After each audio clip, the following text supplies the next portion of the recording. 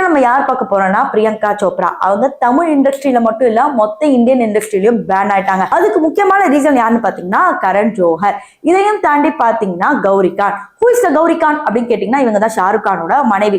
Actually Shahrukh கானும் பிரியங்கா சோப்ராவும் ஒரு படம் நடிச்சிருந்தாங்க. அந்த படத்துக்கு அப்புறம் ரெண்டு பேரும் நெருங்கி பழகுறது, அதுக்கப்புறம் இவங்களோட ஒரு சில விஷயங்கள்லாம் வெளியே வந்தோடனே அது ரூமரா என்னன்றது தெரியல. பட் பல்வேறு விதமா பாத்தீங்கன்னா பிரியங்கா சோப்ராக்கும் ஷாருக் கானுக்கும் ஏதோ ஒண்ணு இருக்கு அப்படிங்கிற மாதிரி நியூஸ் ஸ்ப்ரெட் ஆன உடனே என்ன ஆயிடுச்சு பாத்தீங்கன்னா கௌரி கான் அப்பவே வந்து ஆக்ஷன் எடுத்துட்டாங்க. ஆக்சுவலி இந்த கரண் ஜோஹர், கௌரி கான் இவங்க எல்லாருமே வந்து ஒரே குட்டையில விழுந்த மாட்டாங்க தான்.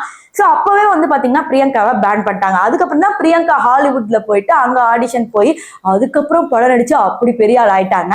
ஆக்சுவலி இவங்க பாலிவுட்ல இருந்து பேன் ஆனது ரொம்ப நல்ல விஷயம். அதனாலதான் ஹாலிவுட் வரைக்கும் போய் கலக்குறாங்க. அதனால இப்ப வரைக்கும் பாலிவுட் ஸ்டார்ஸ் யாருன்னே தெரியல.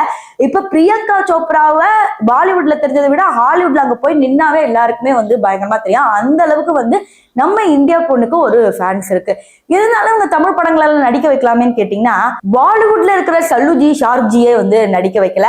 அப்புறம் எப்படி கோலிவுட்ல இருக்கிற இங்க விஜய்ஜி மட்டும் நடிக்க வச்சிருவாரு அப்படிங்கிற ஒரு சந்தேகம் எல்லாருக்கும் வரலாம். பட் விஜய்ஜி கட்சிக்கு போயிட்டாரு. இனிமே விஜய்ஜியோட பிரியங்கா சோப்ரா நடிக்க மாட்டாங்க. அது மட்டும் இல்லாம இனிமே எந்த இந்தியன் சினிமாலயும் அவங்க நடிக்க மாட்டாங்க அப்படிங்கிற மாதிரி ஒரு நியூஸ் வந்துச்சு.